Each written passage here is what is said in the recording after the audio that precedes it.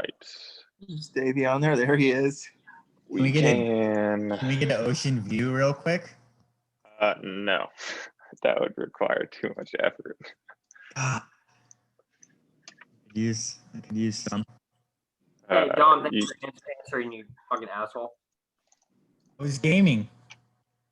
We were gaming. I was gaming with MJ. How do Dom, you did you go play? deposit? What? How do you deposit into Binance, like from a different wallet?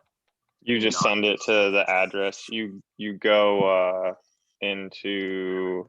Let's just do it live. Oh, I might have to. Or Ethereum. That's what I did. You what? I sent Bitcoin. Me too. I just already have Ethereum in MetaMask, and that's what I'm trying to do. So if you have it in your MetaMask, you just go to your ETH, click send, and then, oh, I think Binance is down right now. Actually, I saw a message earlier.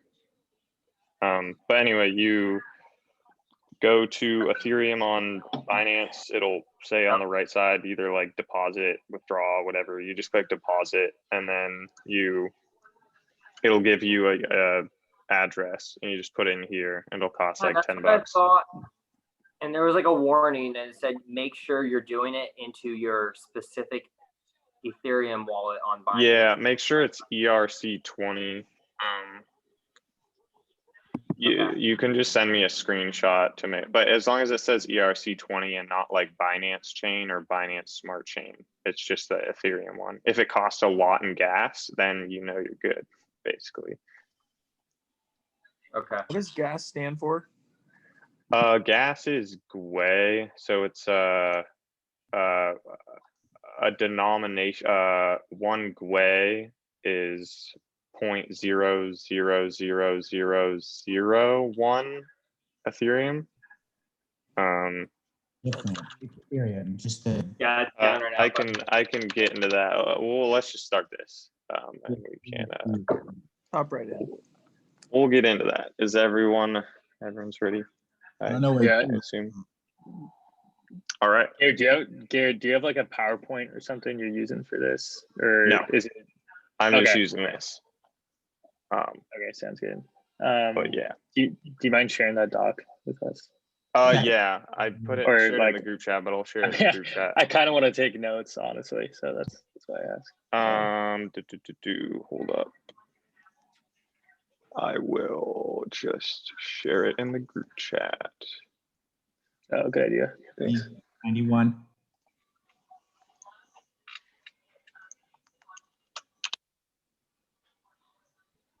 All right. So this is just got an overview of all of the things that you basically need to know to understand what cryptocurrency is, how we got where we're at, our current state of the economy, how to buy crypto, which cryptos to buy, the use of Bitcoin, why it's useful, why it has value, Ethereum, why it's useful, why it has value, and the tech that can be built on Ethereum. And then if you guys want to stay longer, I can get into altcoins. Fortunately, like 99.99% of people don't know this information. So it's quite valuable to learn it at this point in time. But we can just start with, what is fiat money? Why do we use it? Where does it come from? Essentially, fiat money used to be backed by gold back in up until about 1980, I think. People eventually convinced Reagan to drop the gold standard because the US essentially had to have a bunch of reserves in gold, like however much US dollar was minted, you had to have the equivalent amount in like gold just sitting in a vault. So Reagan was eventually convinced, I'm not sure if it was Reagan, but somewhere around that era, he was eventually convinced to not have gold be backed by the US dollar. So that meant that the US dollar was literally just nothing. Like it was just backed. The US government just said, yeah, like this is the dollar now. It's not backed by anything. Good luck. So how we're able to look at a fiat currency and why we think it has value is because it's hijacking our ability to believe in something bigger than we are, similar to how we believe in religion. So the only reason the US dollar has value is because everyone thinks it has value. It's literally just a worthless piece of paper or just numbers in a bank account. There is no inherent use or benefit for the US dollar. But this has tremendous advantages. Obviously, using fiat money, you don't have to trade pelts and whatnot. Now with technology, you can transfer money to someone's bank account in 2 or 3 days, as well as a bunch of other advantages. But it also has an insane amount of disadvantages. So the kind of downturn of the US economy pretty much started when Reagan came in, and he wanted to kind of boost the economy through deregulation. So he pretty much allowed banks to lend out more money than they previously could. So they only had to hold a really, really small portion of funds, and they could just lend everything else out, and reducing interest rates. So banks don't have to pay you very much interest rate.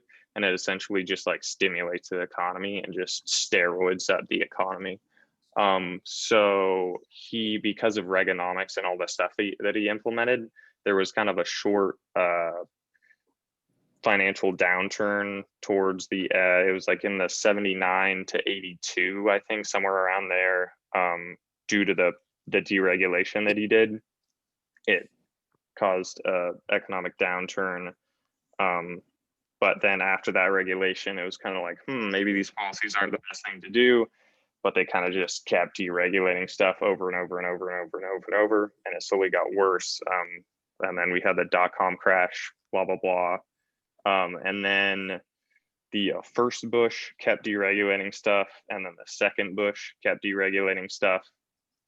And that is what eventually led to the massive, to the 2008 financial crisis, which was through collateral debt obligation stuff, derivatives, predatory lending, people giving money to people who literally had no money to pay it back, had no source of income. They were targeting people who had low income and were willing to pay super high interest rates to get loans on their house. A lot of corrupt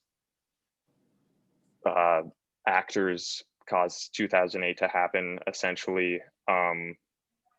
But I'm sure you guys know at least somewhat about that. But the hedge funds profited massively off of the 2008 financial crisis because they just shorted the market before other people knew it was going down. So like when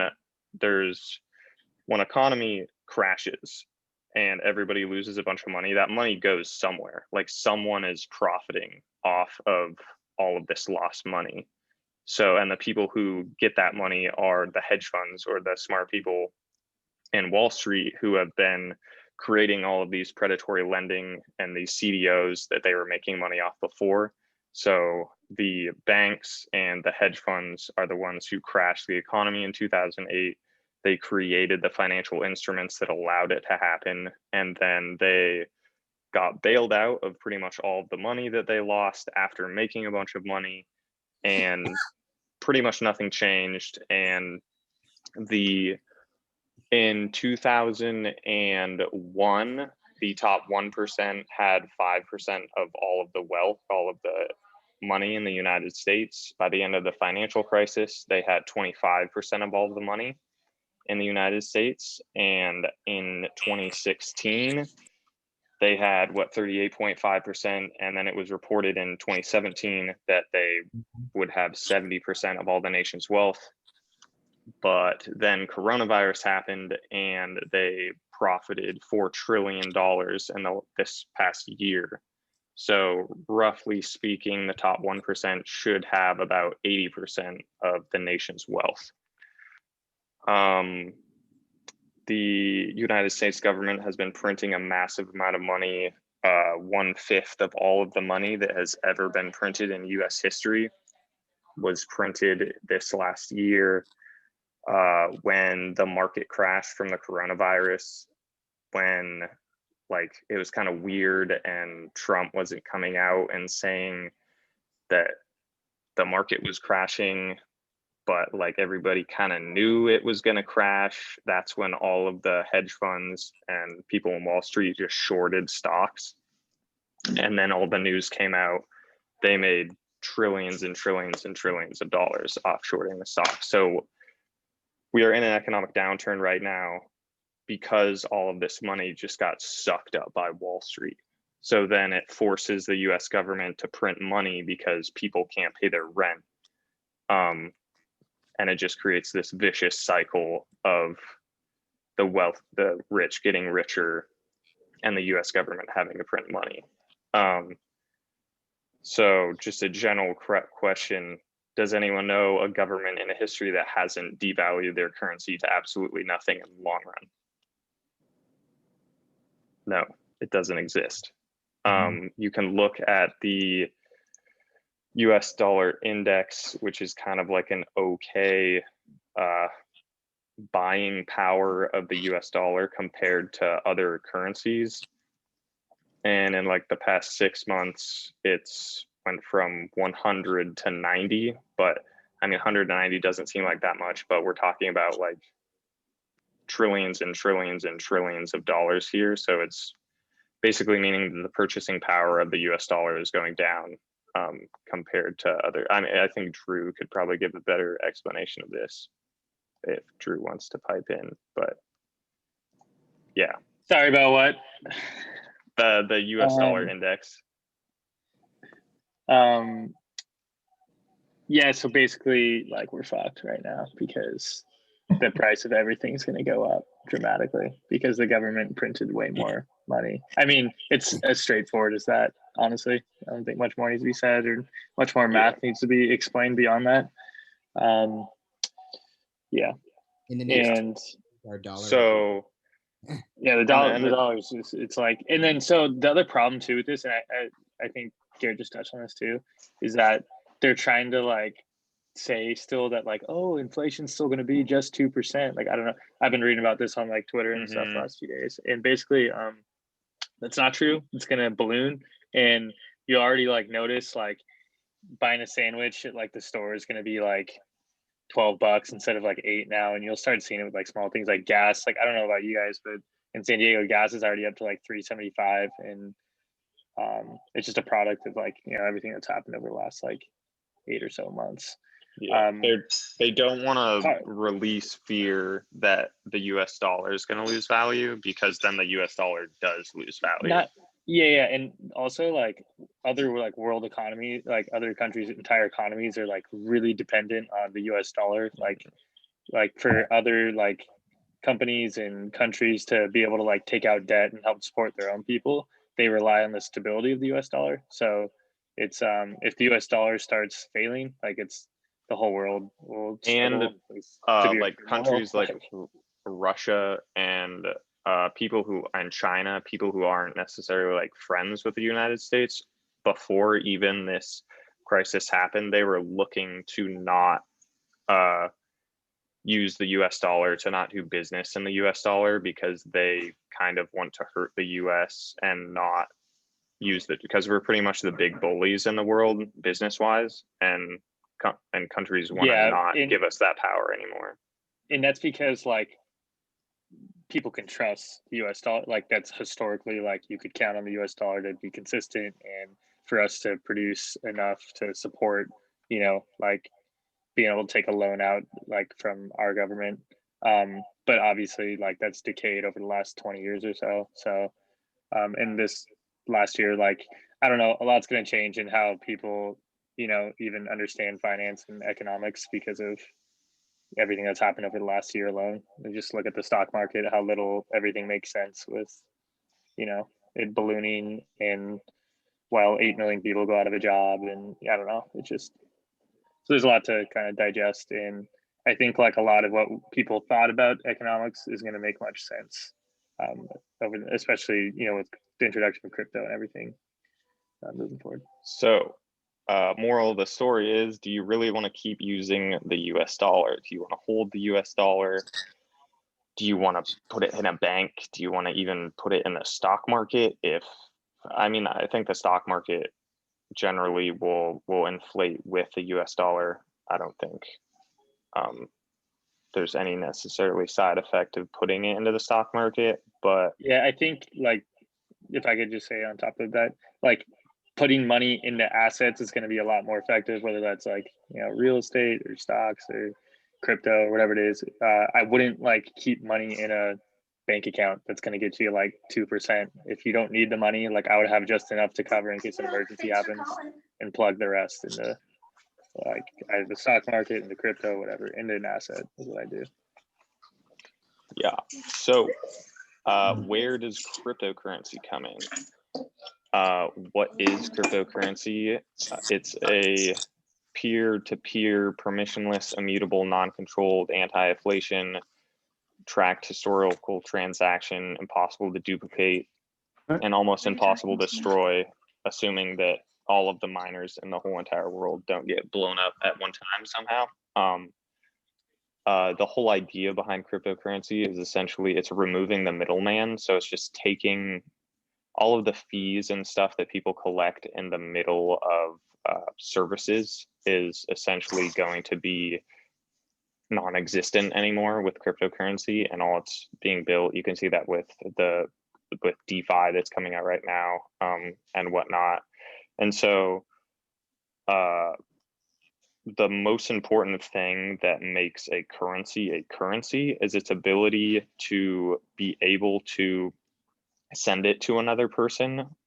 And when you send it to that other person, you want to make sure that it's actually legit currency. Otherwise, it doesn't really have any value. I could be giving you US dollars that are fake US dollars. I could be giving you crypto that's not actually real crypto. That happens all the time when crypto is not secure. So how this is validated is by miners. So in order for a currency to be valuable, you need to verify every single transaction and have a historical tracking of every single transaction that goes from one person to another person. Because if money just appears in someone's account, something's wrong and someone has been a bad actor. So what a blockchain does is it allows you to track in a tree-like structure the transactions from the seed or from the very beginning, so you know exactly how much money is in every single wallet. So like if someone's talking about like a blockchain or the ledger or it's essentially this historically tracked tree of transactions that goes through over time, and how the transactions are verified or how new blocks are created is through this type of process. So Dope. miners are the ones who validate transactions. So what does this mean? In order for me to send cryptocurrency to Dom, I have to say, I want to send 1 Ethereum to Dom, and I'm willing to pay $1 to send this cryptocurrency to Dom. So then that transaction will fly in here like one of these little dots, and you can see like this is if I can find an actual, there's one for 0.1 ETH. They sit in this pool and they wait based on bidding prices for so I'll back up a little bit. Miners all pool together and they create these things called blocks. And in these blocks, they will accept the highest bid of transaction that comes in. And they will take all the people that will give them the most money to send it to another person. Then they run a bunch of complicated math algorithms that retrace back in the whole entire tree of cryptocurrency and make sure the cryptocurrency that is being sent from one wallet to another wallet is real Ethereum and verifiable. And then they bundle all of those transactions up and they turn it into one of these blocks. And then now, like, all of this is real time. All of these blocks are being added to the Ethereum blockchain for how many transactions that are being sent.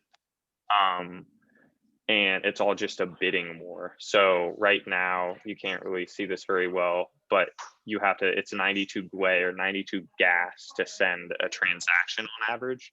And all of these miners will just pick the transactions and the people who are willing to pay the most amount of money to send a transaction. So if you were to put a transaction through of only 50, 60, 70, 80 GUI, it's just going to end up failing because no miner will ever be willing to accept that transaction because it's a free market. Does mining kind of make sense? It's kind of a complicated, sort of hard to explain concept. But yeah, that's all we really need to go about mining. So essentially the value, what you bring away from this is the value of a cryptocurrency, or of a currency, is its verifiability, it to not be duplicated, to not be destroyed. So it's like hard to lose, it's easy to track. And that is exactly what Bitcoin is, and Bitcoin, all cryptocurrencies, and Bitcoin, Ethereum cannot be minted. Ethereum's actually going to be deflationary. Bitcoin has a cap of 21 million coins. So there's no way, no one owns the currency. There's no government that regulates Bitcoin. It's just owned by everyone. Am I muted now? So you can't actually create more of them, and all of the fees that come from this go straight to miners essentially. And then there's this thing called EIP 1559 that's going to come in Can I put it and in kind of input again? revolutionize how. Wait, please, for Valentine's Day. Fuck you, Matt. Who is Get out of here. talking? Sorry. Matt, Shut up, Matt. Matt, shut up. I'm just gonna mute you. All right, you're muted. My mic's not working. Garrett, do you want to? Can you click record from here? Because we're getting into some stuff that would be good to go back. I've been recording the whole thing. Oh, perfect. Um, It says in my right So, yeah. corner. Cool. Do you have any any questions about how transaction works, how mining works, how verifiability works, anything like that? Anyone? Yeah. How much like do miners make, and like why would you bother doing it? Okay, so for me, I mine Ethereum.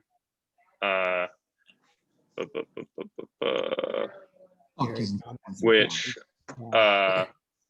so traditionally, Bitcoin miner, you buy something called an ASIC miner if you're mining Bitcoin. These cost thousands and thousands of dollars, super difficult to get your hands on right now. You basically use a lot of electricity to run these complicated algorithms to verify transactions for people. I'm not up to date on exactly how much money you make from Bitcoin, but it's quite a bit. I imagine you could pay this back off in a year at transactions right now. And then there's mining. What the actual, they're all over China. Hello? Tons, the actual facilities look like this, and they're just filled up Holy with shit. with millions and millions of these miners. And these people like F2 Pool is the biggest miner of Bitcoin, and they probably, I think they mine like, yes. Okay, sorry, it wasn't. I have a question. And they make like they get like hundreds of Bitcoin a day, I think. So they're making a lot of money. extremely profitable as long as you're in a place where electricity is cheap. So I run 5. So I don't run one of these. I just run a small GPU rig that has 5 graphics cards, and it costs about $2,000 to set up the rig, and I make about $500 a month traditionally, but that's just because gas is pretty high. Usually, like when I started 3.5 years ago, I was making like $10 a month. What dictates the price like that you so so in here, all of these transactions, so if I want to send a transaction to someone, I have to specify the gas price to do so. And the gas price, this is just like 0.00000081 Ethereum. So, but then it gets multiplied by this other number called the gas limit, which ends up being the finalized gas price. So for Ethereum specifically, if I want to send a transaction from one wallet to another, gas prices are ridiculous right now. Normally it's like 20 cents to do it. And then every time one of these blocks get created, like this is F2 pool right there, it's probably too small for you to read. But when this block gets completed and all the transactions get verified and it actually gets added to Ethereum, then they get a bonus. You get, the F2 pool gets a bonus amount of Ethereum given to them on top of the amount of transactions that all of these transactions gave them. So that's how you essentially make your money. So I am part of Nano Pool, which is a pretty small pool that only takes like 1% of what you mine. So I'm pooled with a ton of other people, and we all pool our GPUs together, and we try and win this bidding war on blocks. And then when we do win the blocks, then I get compensated for the percentage of hash rate that I contributed to mining that block. And the total pool hash rate is 18,000 gigahashes, and I do 120 mega hashes. So, but this is infinitely profitable. You can make an unlimited amount of miners and you can pay it off within like 6 months or 4 months at these prices if you have decent electricity costs.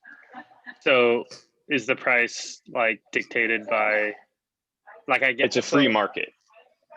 Okay, so it's like supply demand, like however many people need to do transactions versus however many miners are available to transact. Mm-hmm. Is it okay? And then last question, I just have one more question. Sure. I just lost it actually when we figured that out. If I think of it again, I'll ask you. Thanks. Okay. Question I have is, like, with the blockchain, like if you are going back deep to verify something, like where is that stored? Like I'm missing that part. Like, okay, so each one of these blocks, where does it go? Each one of these blocks, ever since originally there was only one block in Ethereum. At some point, they got enough miners, like 2 or 3 miners, to pool together, and they were able to get the first block. So each of these blocks are connected to each other. And so in order for all of these transactions to go through, it has to look back through all of the blocks that have wallets that are trying to send that transaction. So what the GPUs are doing is they're looking back down the tree. It's more of a tree that grows out with like branches instead of this straight line. But the GPUs look back down in the tree to make sure to verify that the Ethereum that's being sent from one wallet to another got that amount of Ethereum at least sent to it. And then it looks back and makes sure the wallet that sent that amount of Ethereum to it has been verified. And if a wallet has been verified by other miners before, then it won't double check it. Or sometimes it does double check it depending on the algorithm. That's essentially how it works in like a simplified way. Okay. Does that answer your question? Yeah. Okay. Yeah, you don't really need to know. I mean, it's pretty important to know that's how transactions are verified, and with the algorithm, there is no possible way that someone could come in and duplicate a cryptocurrency. There was some FUD that people were trying to release a month ago. If you saw anything about the double spend, there was like, and Bitcoin went down like $4,000 because someone was just trying to spread fear that there was a double spent transaction, that someone was able to like duplicate Bitcoin. And then, of course, they just put that article out, the price dropped, and then they probably just bought millions of dollars of Bitcoin. That happens all the time. So you got to watch out for that, or buy when news that's false comes out like that. So why does Bitcoin have value? Currently, right now, people are looking at as a hedge against inflation, which has become an increasingly popular topic, especially in the last like 3 months. There are future tech additions that are being added to it. There's something called the Lightning Network, which allows you to send Bitcoin from one wallet to another for way cheaper. But Bitcoin doesn't really have that much tech built on top of it. It's mainly Ethereum that has tech built on top of it. Bitcoin is just really good at being a really secure because it has a ton of miners verifying transactions. A really secure and a pure locked currency that cannot inflate, essentially. And it's really good at doing that. But other than that, it's not very good at. And we'll get into that later when we get into Ethereum. So another reason why it has value is it may have possible mainstream adoption, but it will have mainstream adoption. Tesla just came out that they're going to accept Bitcoin. Visa recently said that they're going to accept cryptocurrency. PayPal is releasing PayPal merchant payments, which will be able to use Bitcoin, Ethereum, Litecoin, and a couple others on PayPal. So anything except PayPal except cryptocurrency, but anything that accepts Visa will also accept cryptocurrency. So you're basically going to be able to buy everything you want with cryptocurrency. And then will Bitcoin be the new world currency? Maybe one day, probably not. There's going to be other stuff that's more efficient than Bitcoin. It's more a reserve asset rather than something that's going to be used for transactions, but who knows what technology is going to be built on it. Many institutions, millionaires, billionaires, and university endowments have been stacking up Bitcoin for at least a year, and they don't want you to know this. Them telling you that they are buying cryptocurrency and they are buying Bitcoin is not what you want to be doing. Like Tesla didn't say, hey, we're going to buy $1.5 billion in Bitcoin and then buy $1.5 billion in Bitcoin. No, Tesla's been buying Bitcoin for who knows how long. Harvard, a bunch of Ivy League schools have been buying Bitcoin for a while. MicroStrategy is the biggest hedge fund, I guess, or institution of cryptocurrency. They are kind of the leaders. They just had a conference with 700 different hedge funds on how and why to buy Bitcoin. They initially bought 1 billion, and it's worth over 3 billion now. These are all the big companies that own a ton of Bitcoin. So do you think these people are stupid?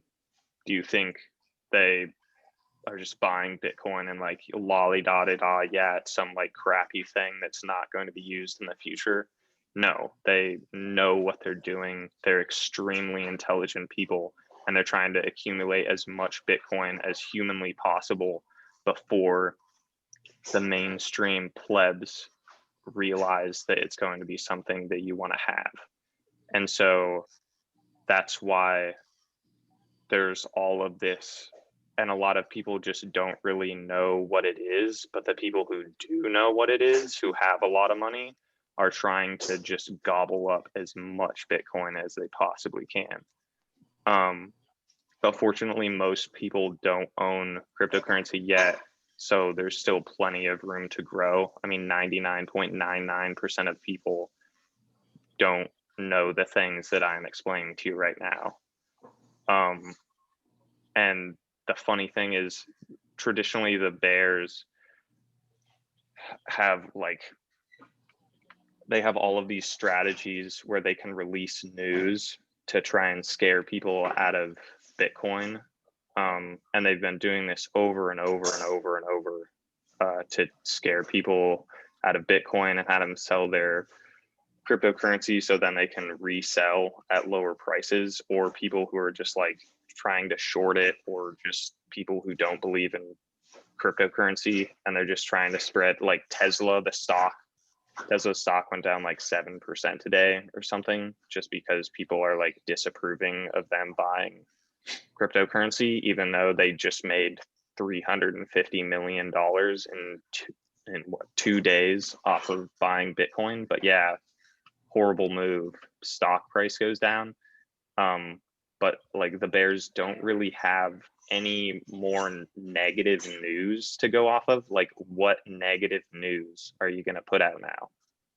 I don't know what strings they're going to pull to try and scare people out of their cryptocurrency. Like, it just seems all uphill from here. Like, what are you going to say? The US dollar is great, you should own that instead? Like, I don't know.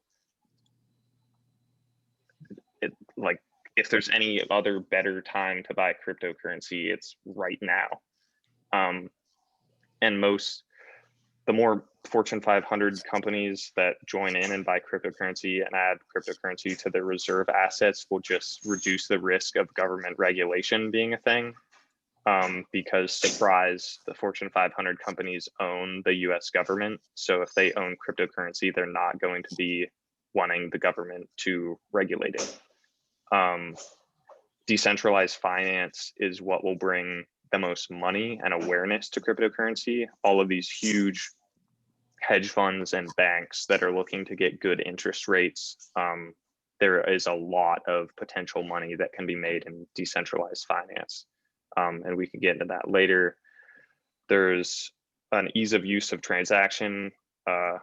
Will bring like retail people to cryptocurrency. If you want to Venmo someone, you can just tap your phone to someone else's phone and the money's in their wallet instantly. You don't have to deal with Venmo or anything like that. You can use it at the store. You can use it in way more convenient ways than you can with the current fiat money. And then crypto art and the crypto gaming space is kind of set to explode, which will bring younger people in.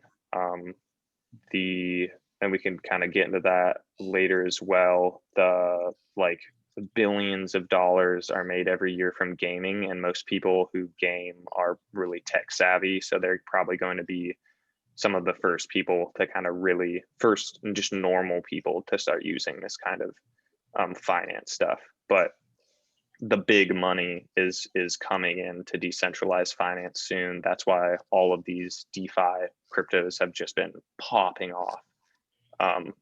Is because new money is starting to trickle in from these bigger institutions. So what other cryptocurrencies are there? We'll keep it simple with just ETH. So Ethereum is just miles better than Bitcoin. Like, I can't explain how many miles better Ethereum is than Bitcoin. You can create so much stuff off of it. It's more efficient, it's faster, it's built to essentially create the whole entire new Web 3.0 of the world. It's essentially a world computer. It's a new internet, a decentralized internet that no one owns and no one can control. You could basically port the internet that we have right now, or will eventually be able to port the internet that we have right now into Ethereum. And you can build these things called dApps, or decentralized applications, which are just a uncontrollable people-owned application that allows no regulation to happen, and it allows the people, it removes the middleman and it allows people to benefit directly from what that application has to offer.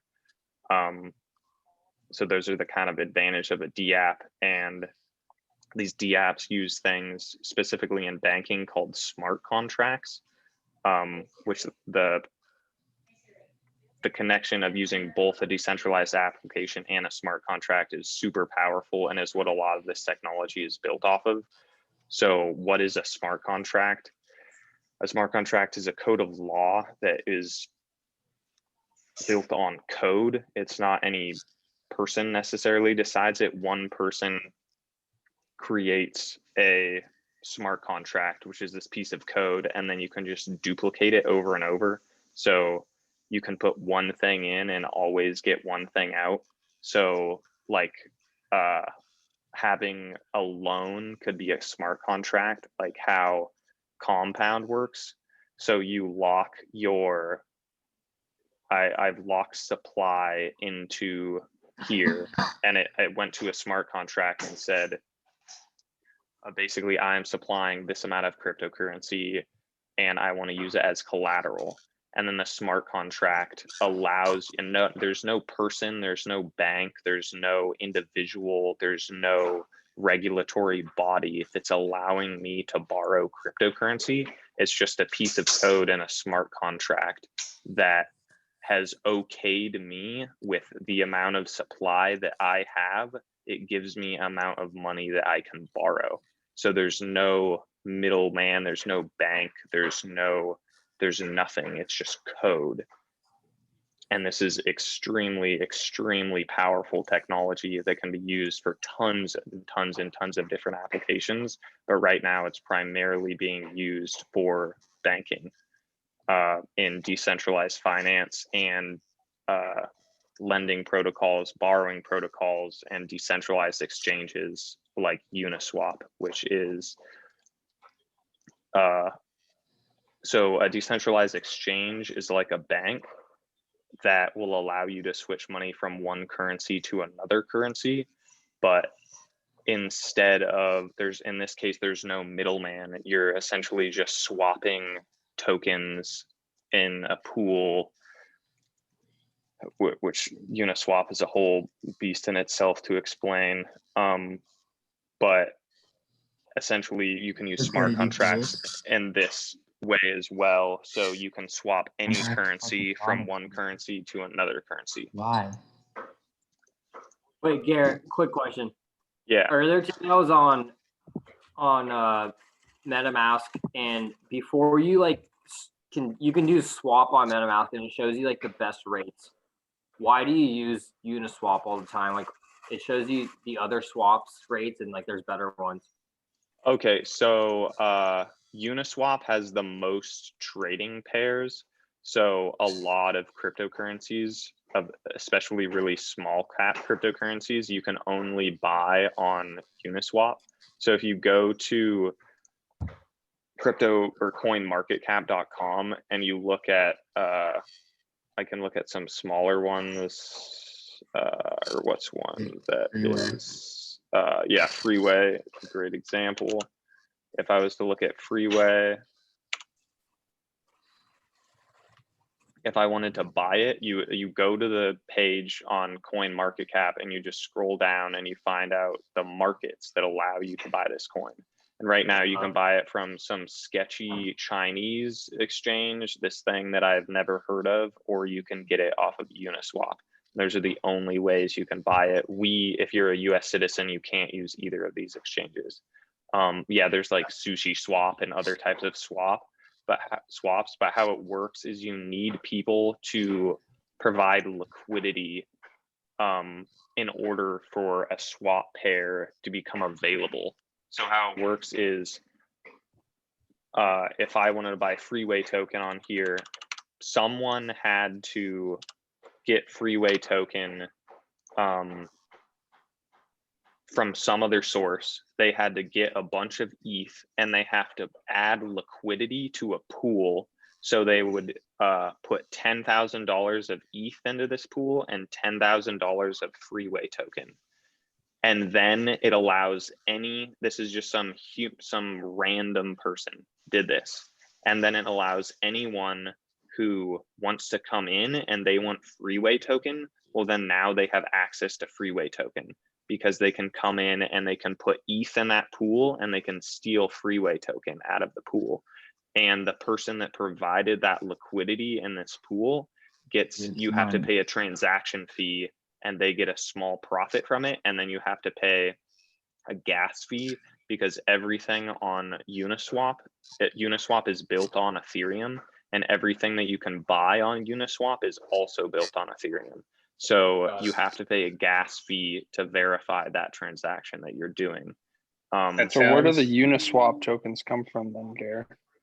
These Uniswap tokens are created, they're given as an extra incentive to, I provided liquidity a while ago and I got 2.35 uni I provided liquidity for like 2 weeks for a certain pool and I decided not to, but that's how Uniswap tokens are minted. But the value of Uniswap tokens specifically is from, it's called a governance token.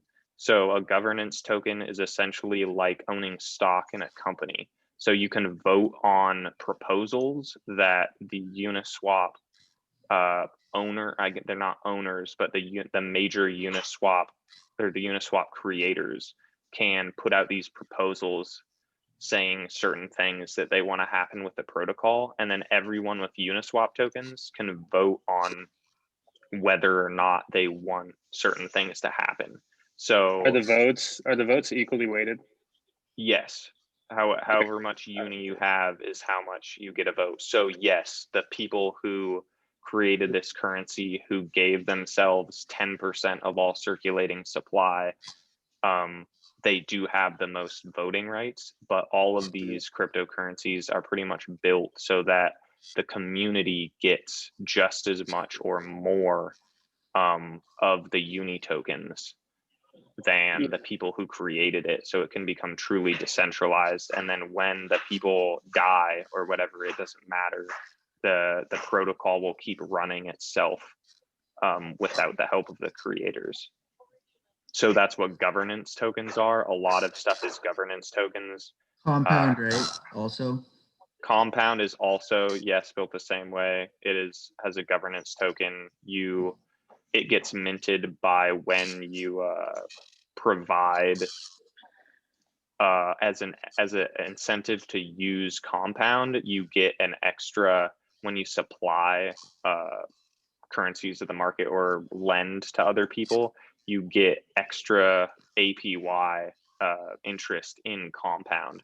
So I've been using this for like a month and I've gained $30 in Compound just because I'm using their platform.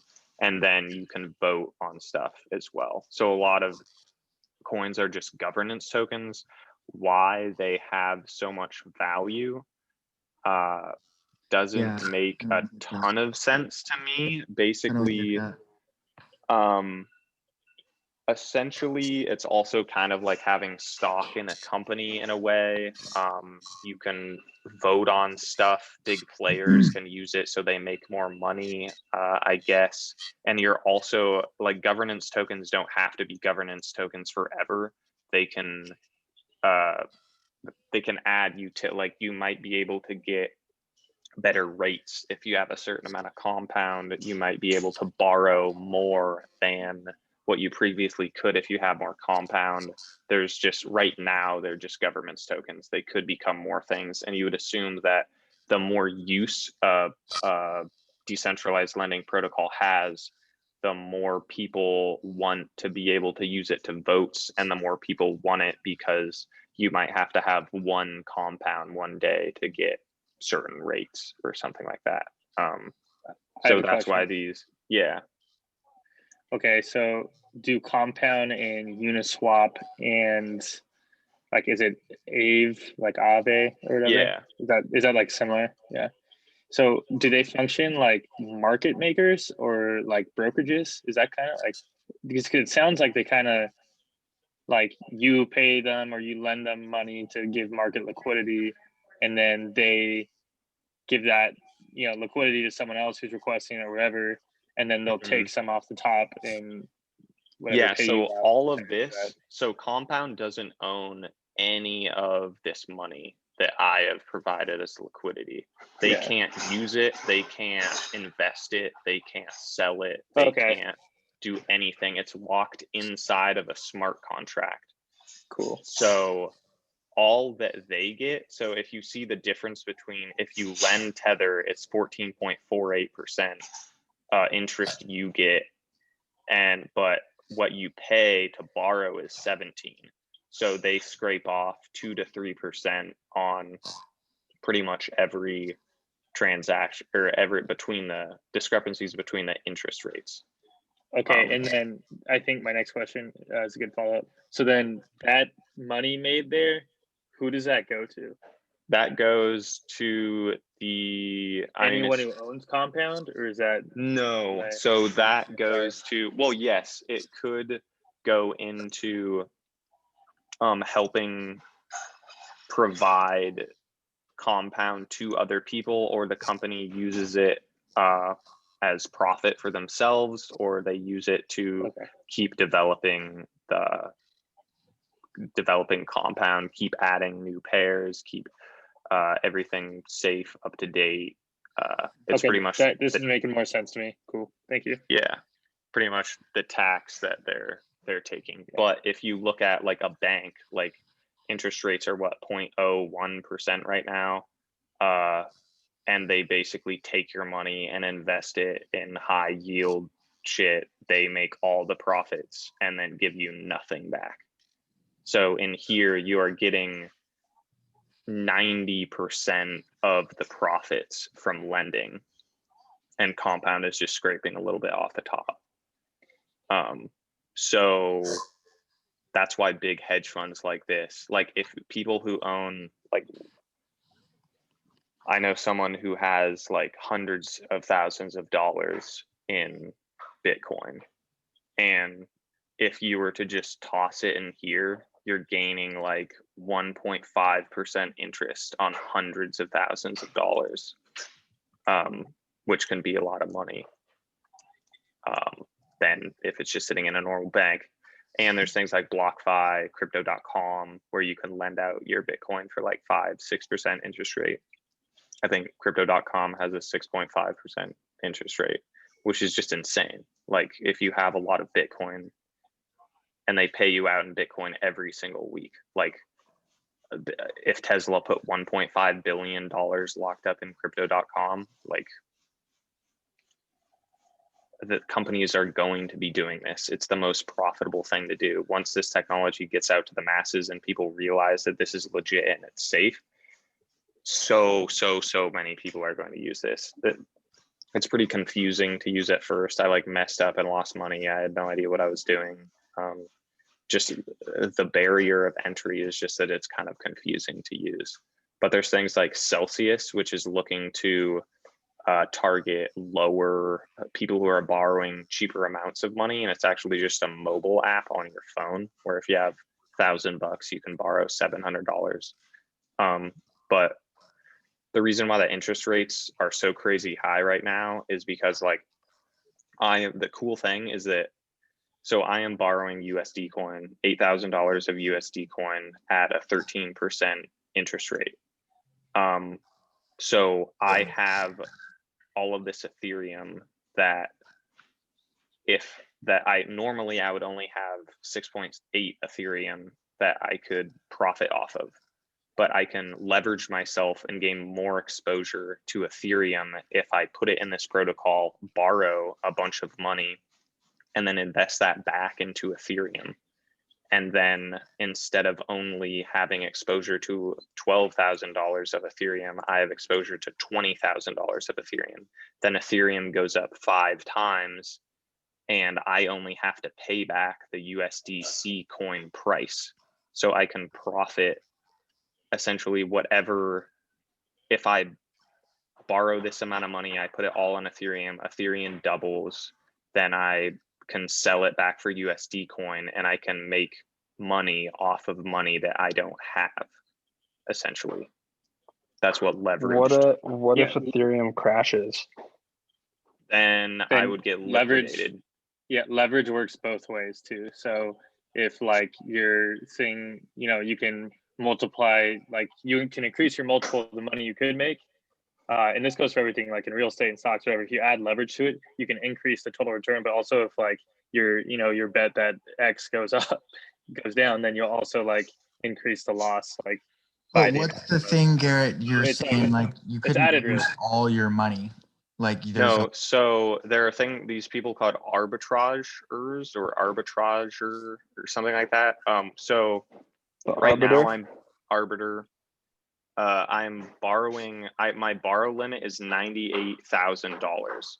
Because of the amount that I am supplying, you can only borrow 75% of what you are supplying, which 75% of this $13,000 is $9,800. So, but I'm borrowing $8,000. So I have a liquidity cushion of $1,800. So if my supply was to decrease by about, if Ethereum went down by like 20% and Compound went down by 5%, then someone would come in and they would buy my Ethereum. They would liquidate me and give me USD coin at a discount. So they would buy my Ethereum off me for cheaper than market price, because this whole lending, what's cool about this whole lending system is there is zero risk for a lender. There is no possible way that if you lend money that you won't get your money back, because everything that you borrow needs to be supplied and have collateral that's more money than you're borrowing. So if your collateral goes down, then people just buy you out of your collateral. So yeah, there's zero risk as a lender. And then what's really cool is you see it's almost 15% interest rate on this USD coin every year, but you also gain interest on the things that you supply as collateral. So my net APY is only 3% every year. So I am basically betting that I can increase my crypto portfolio by more than 3% every year. And I'm hoping that the price of Ethereum doesn't tank to nothing, so I get liquidated. But then I can gain a bunch of extra free profit off of USD coin. And why people pay high interest rates is because you can make way more money in crypto right now than the interest rate you have to pay for USD coin. Wait, how does the 14 go down to the 3%? What do you mean? Oh, so If you're borrowing at 14 and your net's 3. so I'm borrowing at 14. So you take 14% minus Compound, I get almost 4% interest. So I'm getting almost 6% interest from $1,500.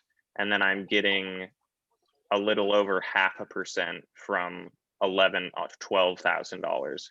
So if you add the interest up that I get from this minus the interest that I'm paying for this, it gives me a net APY.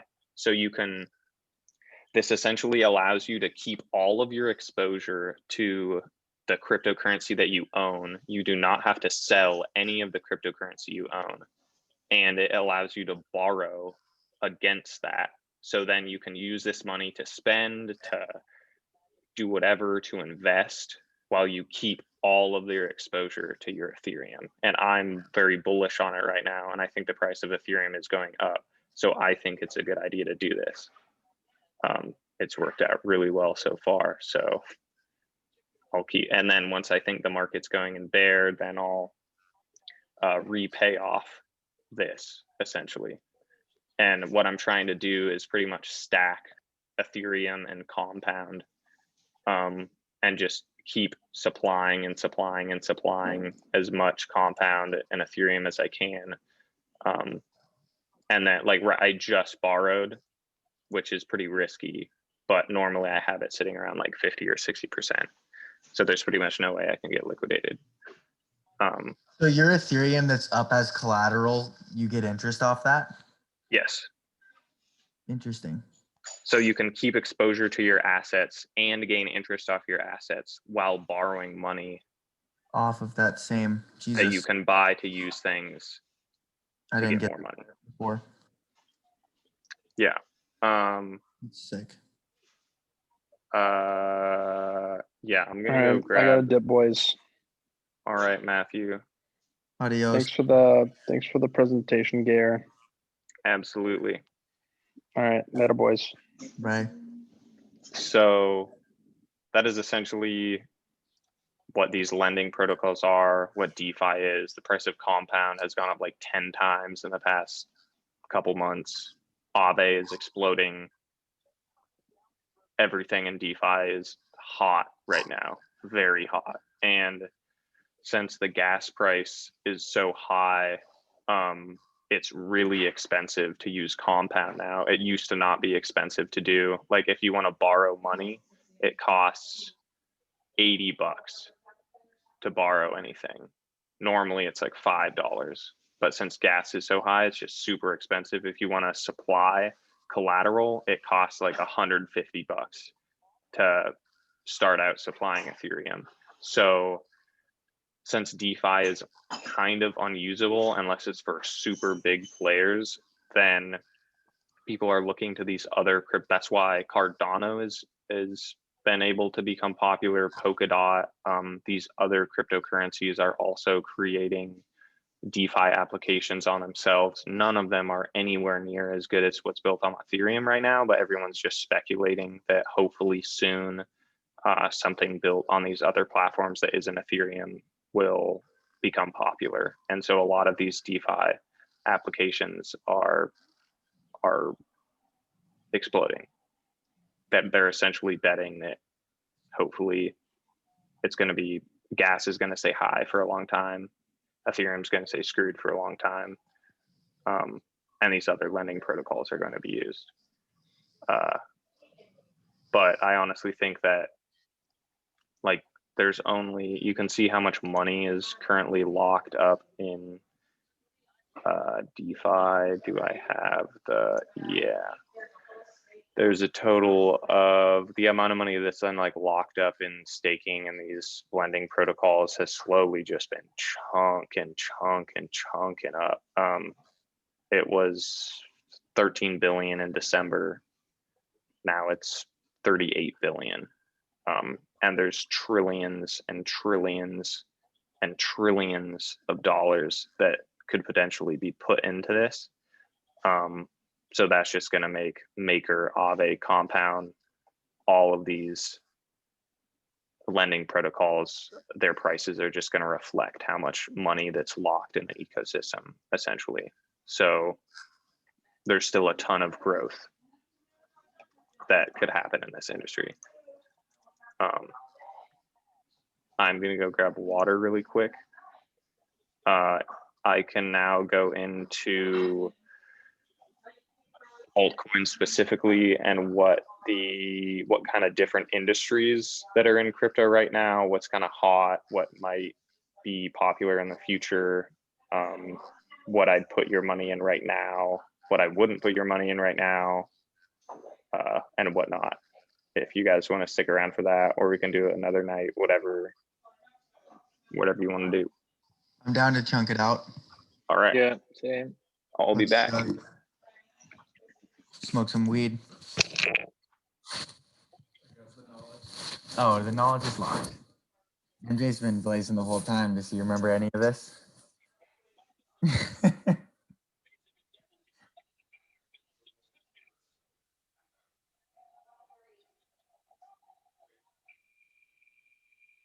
Nolan just sends me a private message. Like, thanks, Garrett. Nice chat. It's like, wait, Nolan, you sent that to me.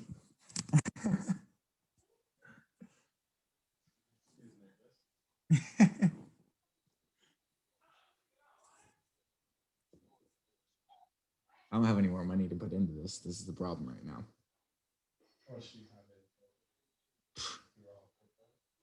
$7,000. But 2 of that's from Alex.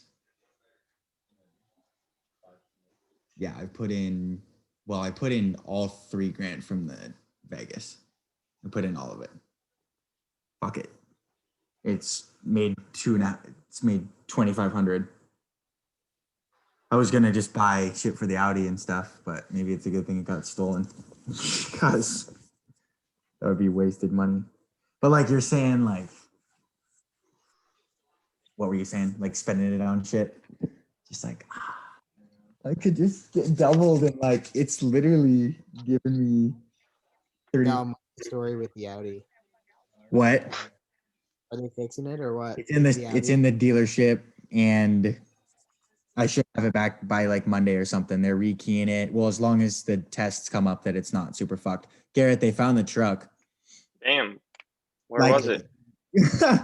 You're gonna laugh. You know, like the cranes, like literally you could like throw a rock from our roof over to those cranes. Oh yeah. Like it was parked in that shit. What? Yes.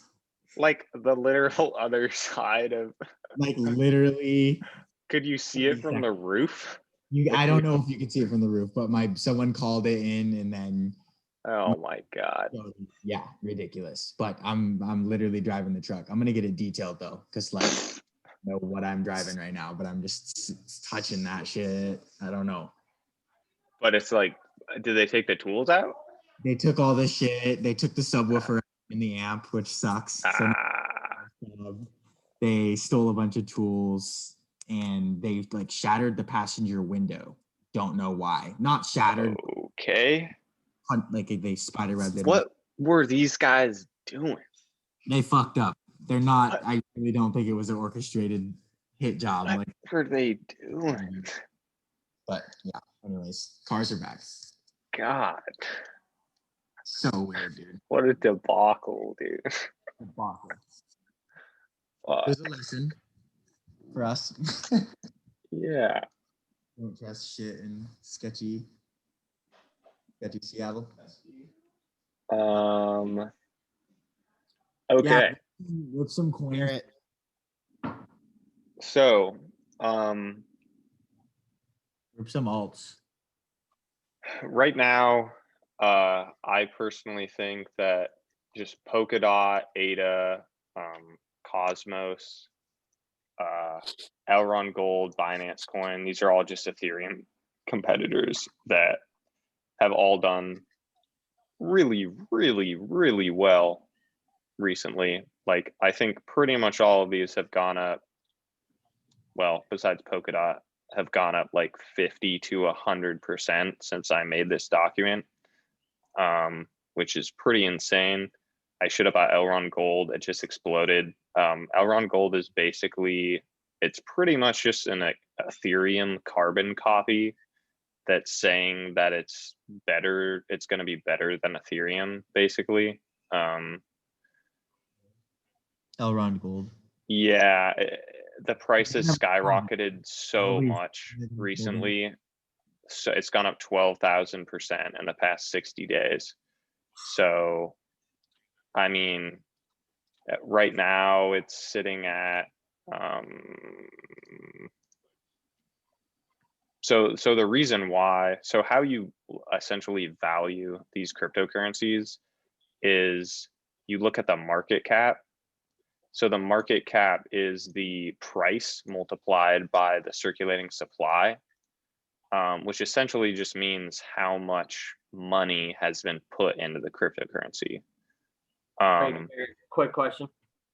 So market cap on ADA is super, super fucking high, and the price of ADA is super low compared to like Bitcoin, Ethereum.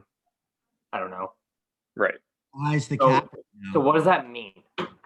So it just means there's more supply. So you should not care. The price means absolutely nothing. Price is not even something you should. Price is just something that you can think in your head, oh, it's at $1. Hopefully it goes to $2. That's 100% gain. You got to think about percentage. Means nothing. What you think about is the market cap. So the market cap. High market cap, that's a bad thing. Yeah, generally, if you're looking for massive growth, you don't want to buy something that has super high market cap, because that means like, what are the odds that ADA becomes as big as Bitcoin? pretty low. What are the odds that ADA becomes as big as Ethereum? It's possible. It definitely is going to close the gap in February and March probably. And right now it's sitting at $27 billion. Ethereum's at $200 billion. So you could argue this could maybe get up to $100 million. So it could like 4x from what it is right now. So that's, you think about the market cap, because this price is low because the supply of ADA is way higher than the supply of ETH. Right. I just don't get like, okay, let's look at Litecoin. Let's compare Litecoin, ADA, and Ethereum. Like, why is Litecoin at what is it, 180? I can't see it right now. $180? What is that right now? Yeah, 180. Yeah, So because like, how do you compare? How do you look at? And I'm not looking at the price of it, but just looking at the market cap and the circulating supply. How can you look at those and think, okay, this one's going to blow up, this one's not? Like, not blow up, but say double. you just are looking at the market cap. You don't care about the supply. I mean, you don't care about the supply, you don't care about the price. You only look at the market cap, because the price is just, so when you create a currency, you have to decide like how many of these currencies should we have.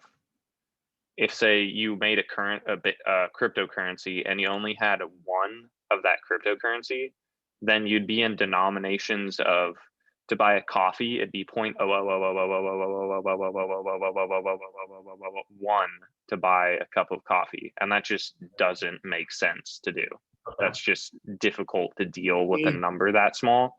So you're going to want to have the circulating supply be at least high enough to where it's like somewhat comprehensible for someone to buy things with it.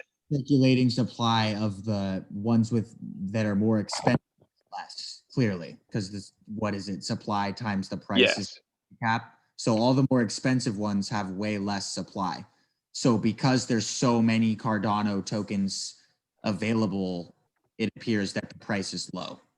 Yeah. Is that right? Yeah. So the price means nothing, essentially, is the moral of the story. But what you want to look at in circulating supply wise is that if, say, you come across a cryptocurrency that has a really low circulating supply, like Avalanche, which is a cool DeFi project, the circulating supply out of the max supply is only 11% of the coins that are in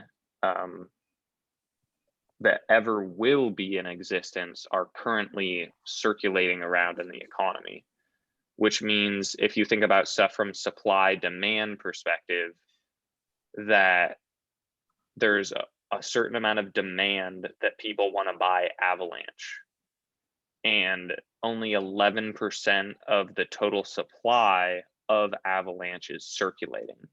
So what would happen to the price if all of a sudden all of the Avalanche got released into the system? It'd go up. The supply would go up and the price would plummet. Yeah. Supply. So simple class that I forgot. Yeah. So that's sketchy. If all of a sudden the whole supply of Avalanche got released, the owners of Avalanche just like broke their agreement they made in the white paper and released everything, this would go to $5. So the only time you look at the circulating supply is you kind of think like, oh, it's this much money now, but so the white paper is what a cryptocurrency publishes that states everything they're going to do with the cryptocurrency. So they'll say 20% of this cryptocurrency will be vested into the creators of this cryptocurrency over a 10-year period, and they won't be able to sell. They'll only be able to sell once every year or something like that. 40% of the supply will go to the investors of our company, and 60% of the supply will be generated through when people use it or something like that. So in the white paper, they're supposed to specify in this white paper, they say like it's going to be like 30 years before all of this circulating supply gets released. But how you need to think about things is, so there's the market cap, the current market cap that's out right now. And that is the circulating supply times the price.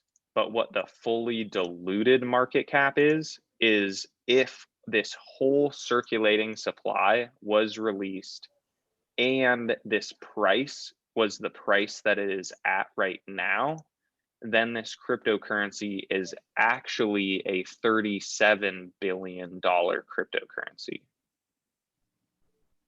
So you want to take the fully diluted market cap into account when you're looking at the market caps. Like if Avalanche was to fully dilute, it's number 17 right now. If we go back and we look at something that has a $40 billion market cap, then Avalanche would have to become the third most used cryptocurrency ever. So you essentially, I don't really do this because most cryptocurrencies are legit and they say in their white paper that things usually slowly get released. But you kind of want to take the fully diluted market cap into consideration when the fully diluted market cap and the market cap that is at right now in consideration when you value the coin. And valuing the coins are like pretty hard to do because there's a lot of projects that aren't currently used, and a lot of these projects you can't really compare to something that has been created that's in the real world right now that's not in cryptocurrency. But for a lot of coins, like for example, Elrond Gold is trying to be the new better Ethereum. So it's sitting at 3 billion market cap right now. Half of all Elrond Gold is in supply, which is like, that's pretty good. It has a pretty high, pretty low-ish market cap for what it's trying to achieve, and the circulating supply is almost 55%.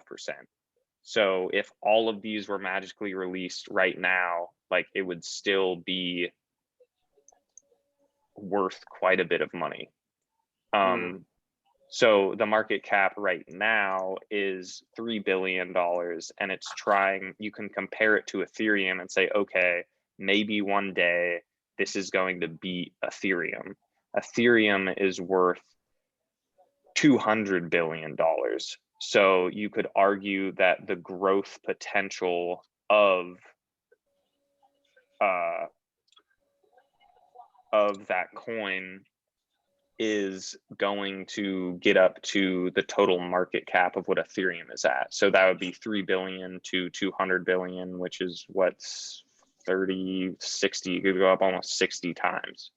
So that's how you would essentially value the coin. So for example, why I say like Axis is basically a guaranteed like 6 to 10 times your money. Currently, like I play this game, I follow this game, I know it's a good game, I know it's an addicting game, I know what's coming out, I know the developers that work on it, I listen to, I follow them on Twitter, I go into a Twitch chat every week where they talk about the game, the developers come on and talk about the game. They have a solid roadmap. They have a solid player base that's growing. Their numbers are really good. And they are set to release within a year. I read their white paper. I know how they're releasing this supply. It's over the next like 10 years. And their market cap is only $58 million. And So I know this is a good project. I know it's a legit project. I know it's going to grow.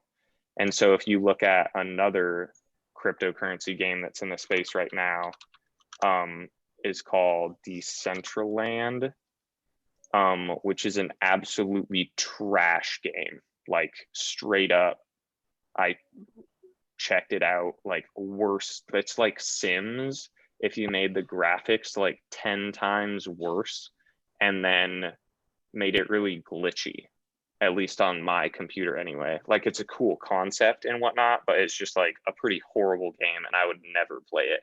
And its market cap is almost $400 million. Axie's is at 60 million. This is at $400 million. And in my opinion, it's going to grow and be way better than Decentraland. And if Decentraland can get up to $400 million, you would assume that Axis could go from 60 million to at least 400 million, if not So a that's billion. 6 times. Garrett, as you were talking, because I have a alert every time Axis goes up 3%. As you were talking, that's the fourth one I've got today. Yeah. So this is the only cryptocurrency of all of the research that I've done over the past 2 months that I know for a fact is going to increase in price by a lot. You will be able to stake this starting this summer in about 4 months, and how they do it to incentivize people locking. What staking is they want people to lock up. Staking is locking up your cryptocurrency so you can't sell it. And when you do that, you're basically legitimizing the cryptocurrency. You're saying, hey, I think this cryptocurrency is so good that I am willing to lock it up in a smart contract and not be able to sell it for a certain amount of period of time. And what that does is that helps keep the price stable. People can't sell it. And the price,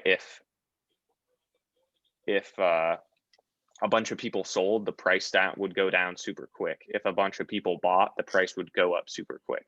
So there's always like staking rewards. So they'll either give you the cryptocurrency itself or they'll give you some other kind of reward.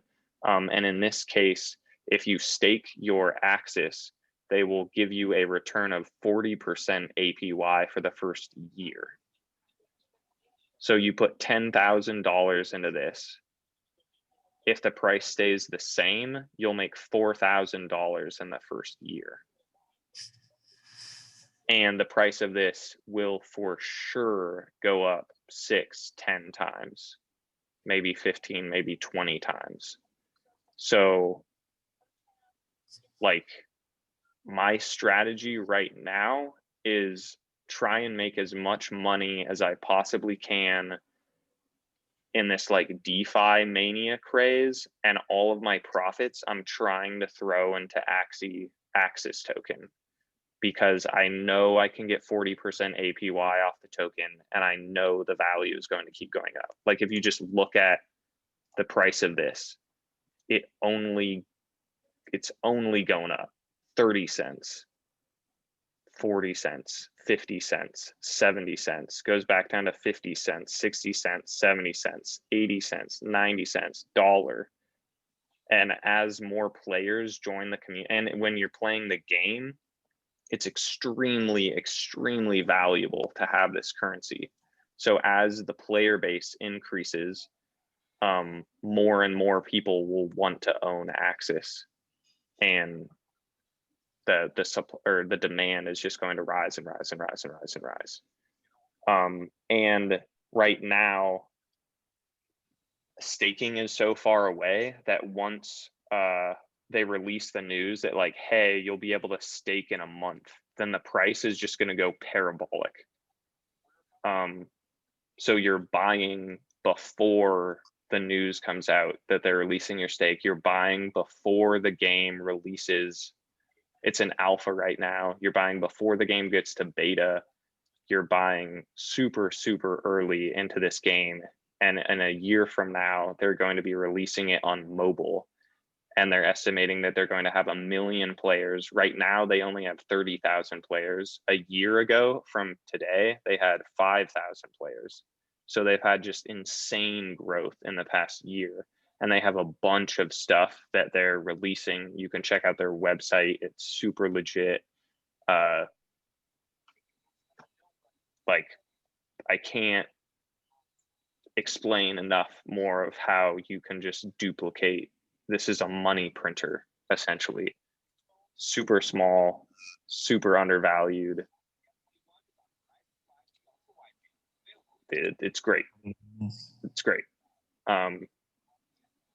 Yeah, so that's Axis. I can go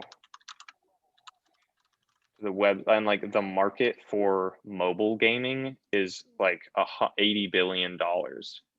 And if you like, there are how many? There's 2.5 billion gamers in the world. There's an $80 billion market just for mobile gaming. And this is a mobile game and a desktop game. The growth potential is ridiculous. Yeah, they're projecting to have at least 1 million players a year from now. And if 30,000 people are playing the game right now and the price is $1.40, and if the game releases in a year, 1 million players versus 30,000 players, that's insane growth potential as well. Crypto gaming is not yet, basically in cryptocurrency, you want to get into a industry early. You want to get into projects early. You want to get into projects before they become popular. Like DeFi, if you're into DeFi 2 years ago, before DeFi exploded this last fall, you would made 2,000 times your money. So right now, if you put your money in DeFi, like, yeah, you might 10x, you might 100x your money within this next year or two. But if you get into industries that are still being developed, you will be rewarded tenfold. So that's why I'm also into Freeway Token, which is a decentralized hedge fund that has a ridiculously small market cap through this company called like $3 million. Like, that is nothing. That is literally nothing. This could easily go to 300 million, $1 billion. Like, that is many, many, many multiples of what it's at right now. But you have to consider the market cap and the fully diluted market cap. So, but I mean, all of this supply is going to take a really long time to go out. But if you were to say it's like 10 years from now that all of these coins get released, it's at $68 million. If this was to explode and become, say, as popular as Aave, you'd compare the fully dilute to do like a really conservative multiple of how much money you would make from this product if it actually releases and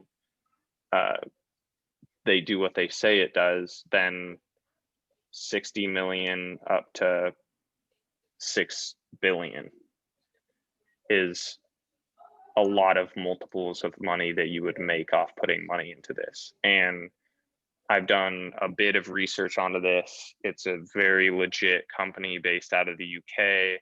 They have an app waiting list. They have tons and tons of people.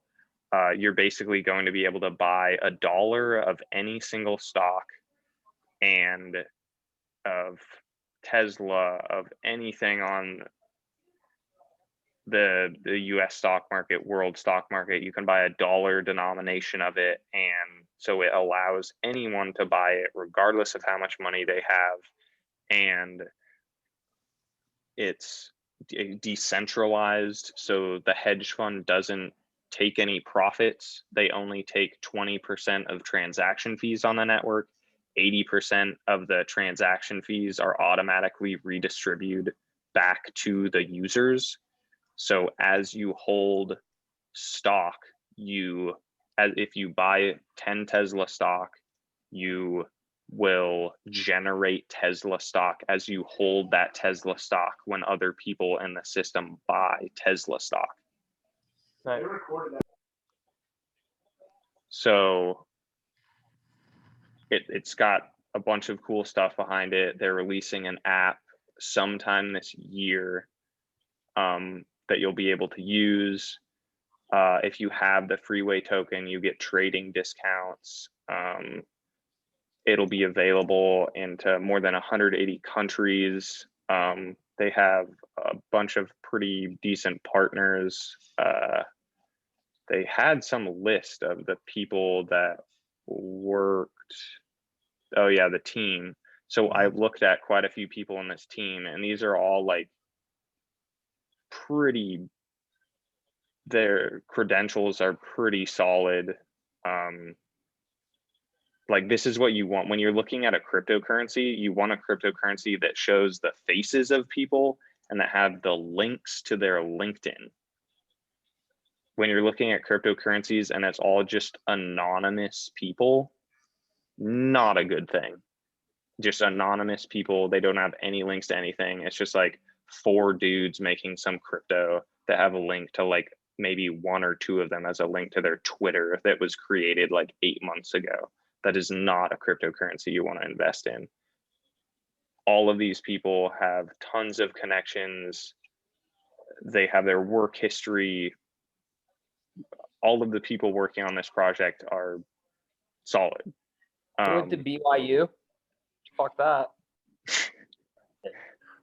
True. So that's why I think Freeway token is kind of a cop. There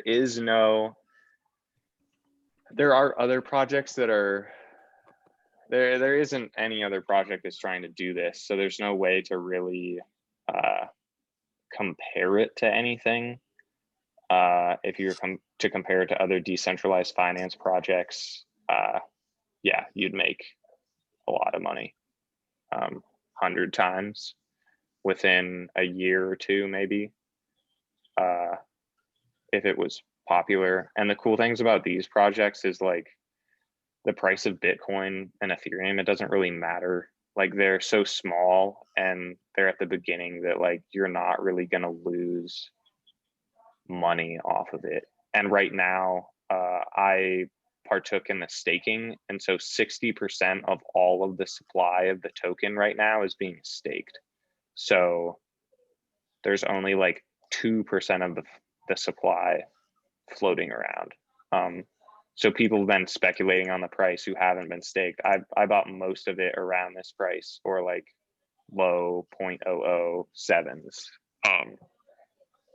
But yeah, this is a pretty solid cop. If once again, like getting into cryptocurrencies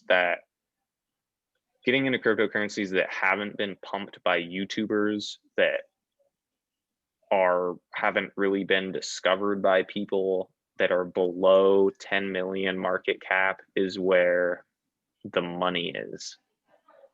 You're not gonna make, I mean, if we're talking 5x, 10x, you might make 5x and 10x off some top 100 cryptocurrency, but you're gonna make way, way, way, way more than that on something like Freeway token. So like I have $3,000 riding on this exploding. That's just as a disclaimer. And right now is a pretty solid time to buy, and you can only buy it on Uniswap right now. So also what you have to consider is how easy is it to buy the cryptocurrency. So if something's on like Coinbase, it's going to be overbought it's pretty much just going to be overbought because there's people who have Coinbase and they're looking to buy some altcoins, but the only ones they can buy are the ones on Coinbase. So they might want to get into the decentralized lending DeFi world, but there's only like 4 or 5 DeFi coins you can get on Coinbase. You can't buy Avalanche on Coinbase. And one day maybe Avalanche will get on Coinbase. And when things get on Coinbase, they almost always go up by 50 to 100% over the long term. So like Freeway token is only available on these 3 exchanges. It's not even available on Binance.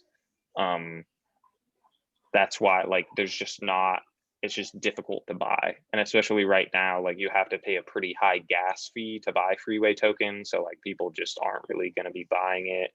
You can't even buy it if you're in the US on these exchanges.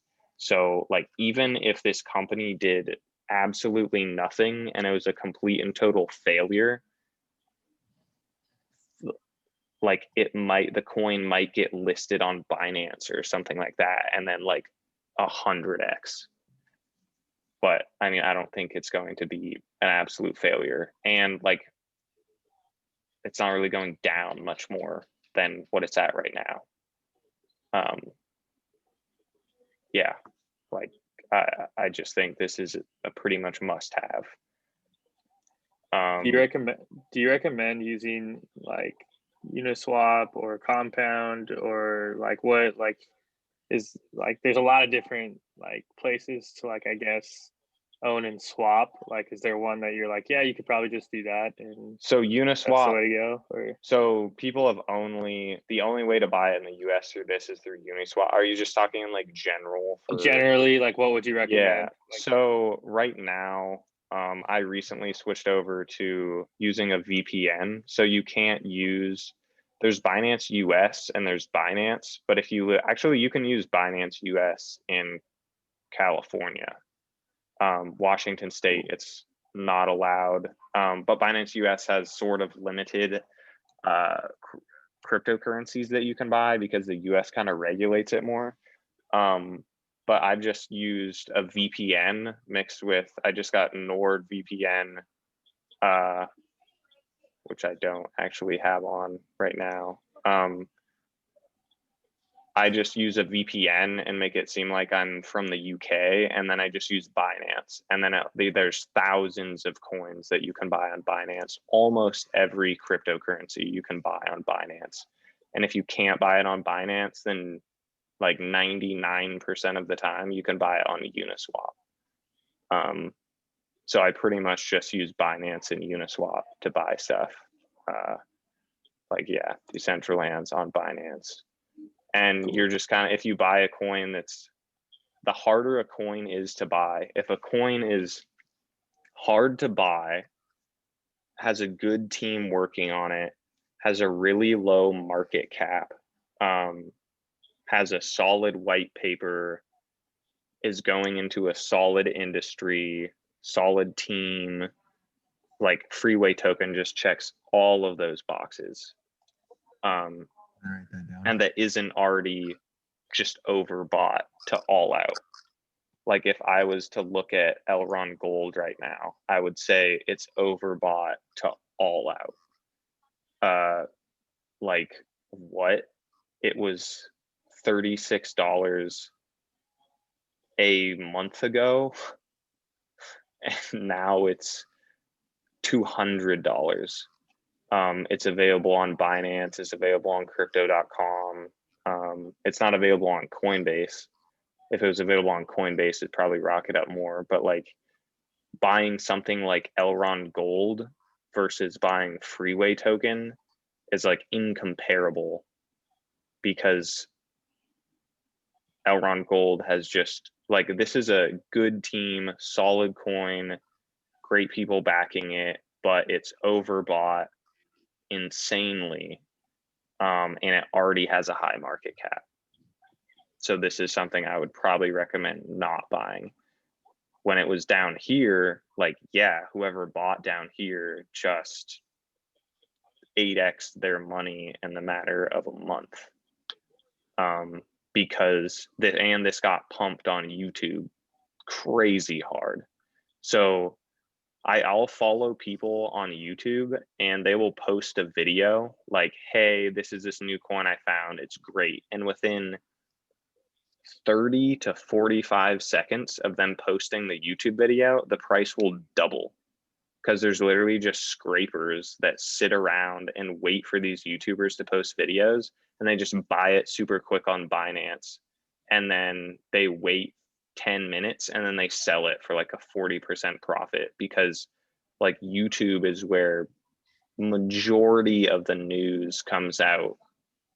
YouTube is pretty much 95% of the news that comes out for a lot of these altcoins, because YouTubers are doing stuff like I do and are just skimming through cryptocurrencies, trying to find ones that are gold. When they find ones that are just like low cap gems, they shill them out on YouTube and they explode.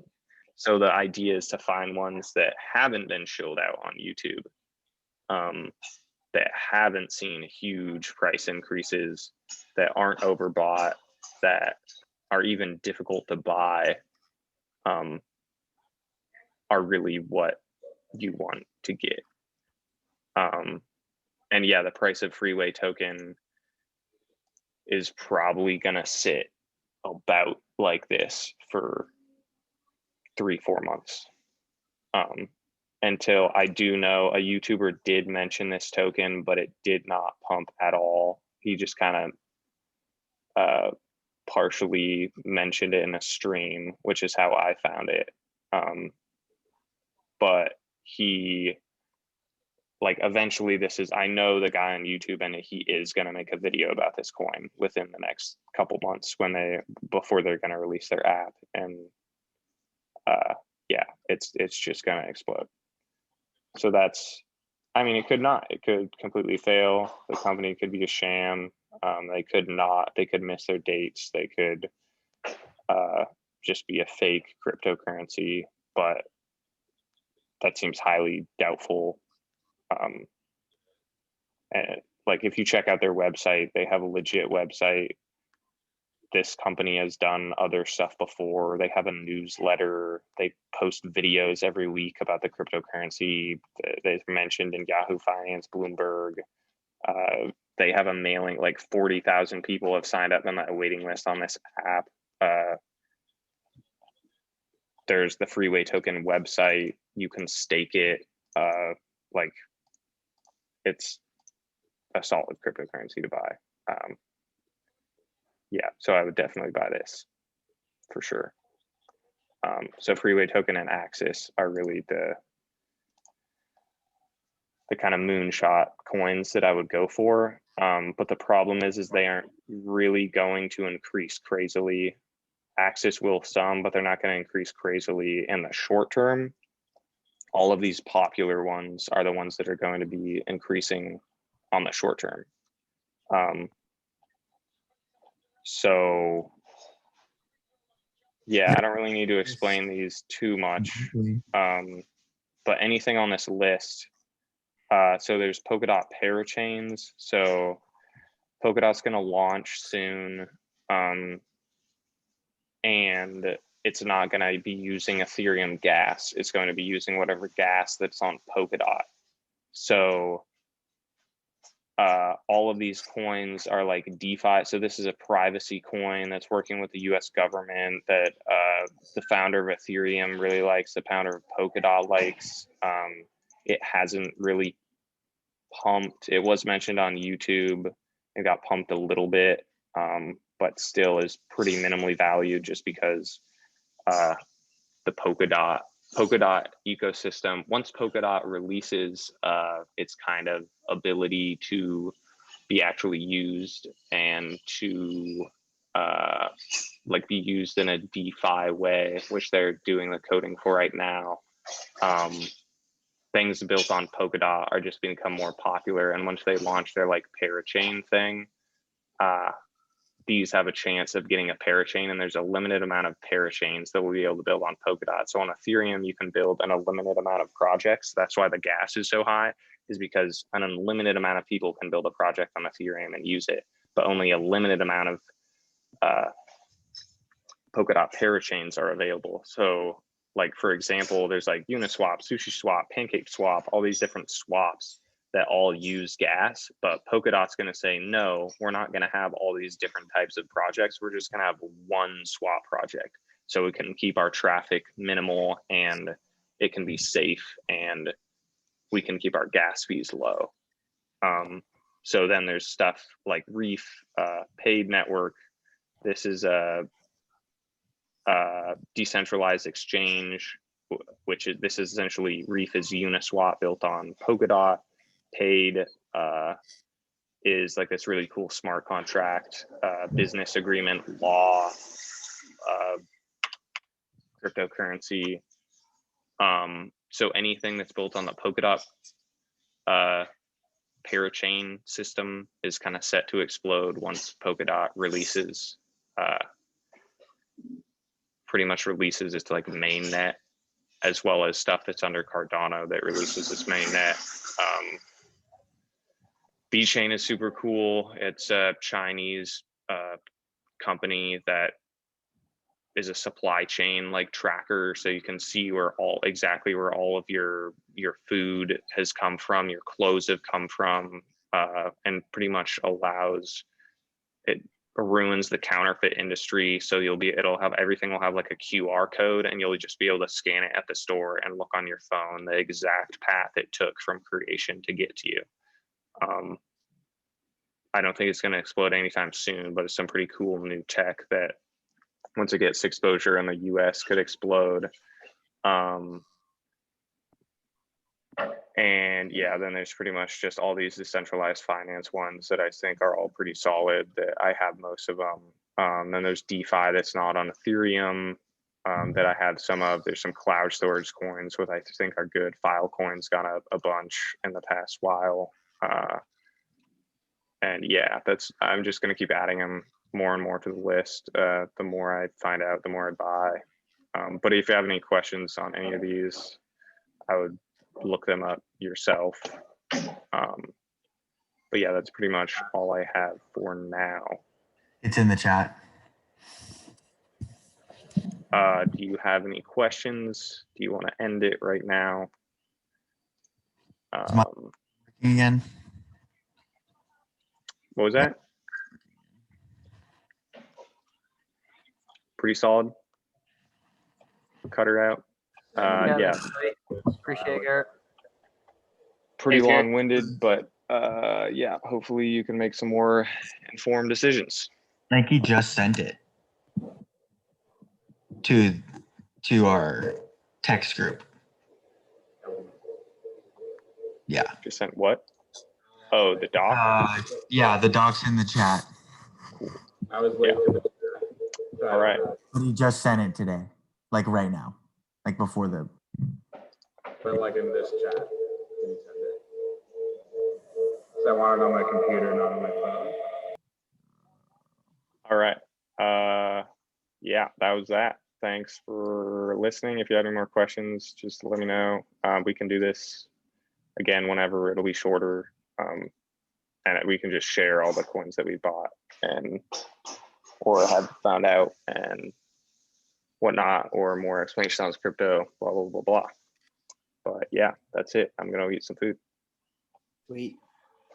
Peace. Have a good night.